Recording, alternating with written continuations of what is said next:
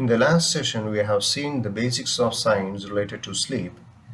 With that knowledge, in this part 2, let's have an insight about the benefits of sleep and good sleeping practice. I am Vinod and welcome to my channel. While the sleep is indirectly proportional to age, you can see as the age increases, the requirement of the sleeping time declines.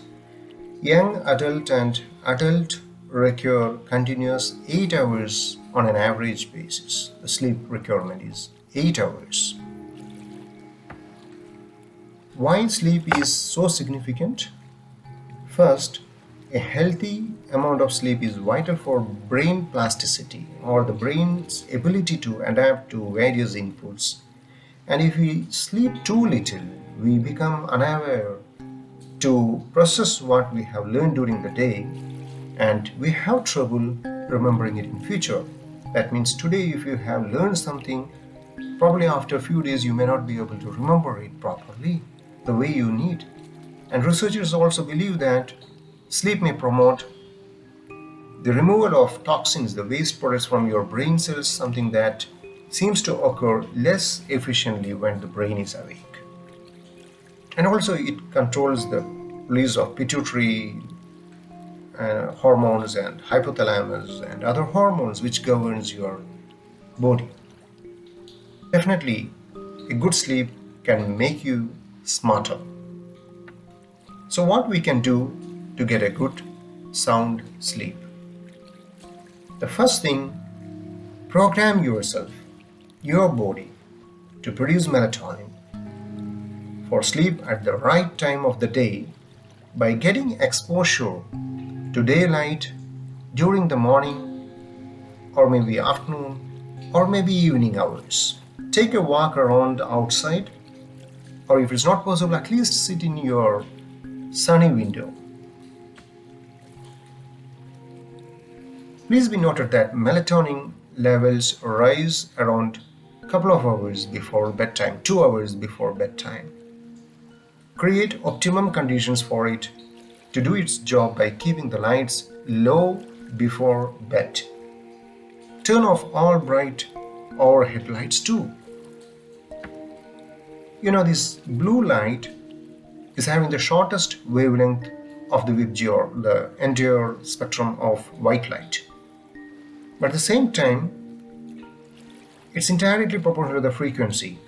That means as the wavelength decreases, the frequency increases. If the frequency increases, the penetration power also enhances. That means the blue light is having the maximum penetration power. This affects the circadian rhythm and promotion of the production of the melatonin. So what we can do? First, stop your computer and smartphone or tablets or any other gadgets before sleep, at least 1 hour before sleep. The blue and green light from these devices can neutralize melatonin's effect. But if I have still work to perform in the night, use filters. Yeah, that's a good idea. Filters are available in the market for screening out the blue and green wavelengths of the light.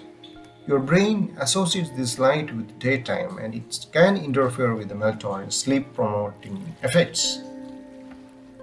If you have to watch your television, be sure you are at least 6 feet away from the screen. Prefer maximum, vegetarian cuisine for the dinner for easy digestion and avoid bulk liquid foods. And also make sure you have your dinner time fixed 4 hours before sleep. The problem with caffeine is that it can stimulate your central nervous system. So that means you may not be able to sleep properly. So avoid caffeinated beverages. Make sure your bedroom, you keep it ideal for sleeping. First, the room should be noise-free. Keep it as dark as possible. And also please be noted that the ideal sleeping temperature varies from person to person. But still, the researcher says that in a principled way, body cools down itself by sending the heat away from its core by vasodilation, that is the expansion of blood vessels. Circadian clock sends signal to increase blood flow to the extremes. So the ideal temperature, you can fix it somewhere around 18 to 19 degrees Celsius.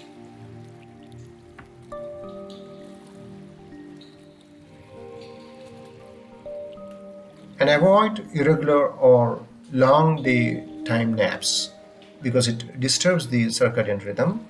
More than 30 minutes day sleep reduces your sleep drive because you have to build up your sleep drive towards the end of the day to have your sound sleep. Sleep and wake up at consistent time regularly on a daily basis, including Sundays. Unfortunately, your body doesn't know whether it's a Sunday or Monday, right? So make sure all days you go to bed at the same time to have a good sleep. Now relax, relax. It's most important, and make sure your mind is free from all anxiety and tension before sleep. You can listen to your favorite music, or maybe you can read. This our 39% of people who did not read before bed and opt for technical works reported having trouble falling asleep. Keep your body fit. Avoid heavy night exercises, especially the night exercises. Now, sleep only in bedroom. Don't change the location. Sleep hygiene. What is this? It's a behavior, daily, what you're doing, what you're thinking in the entire day. If you can smile the entire day, you can have a good sleep. So calm down your mind, celebrate the day, and at the end of the day, you will get a sound sleep. Now, what's the advantage of sleeping towards left in a fetal position? The upward curvature of duodenum anatomically will avoid return of food if you are sleeping on your left side. This reduces heartburn, enhances digestion, and reduces snoring. But please wake up from your right position. This right brain controls creative activity and left brain logical verbal activity. So if you want to keep an alarm, you keep it on your right side of your bed so that you will get up from the right side. Thank you so much for watching my video, and most important, stay safe, stay healthy, and stay connected.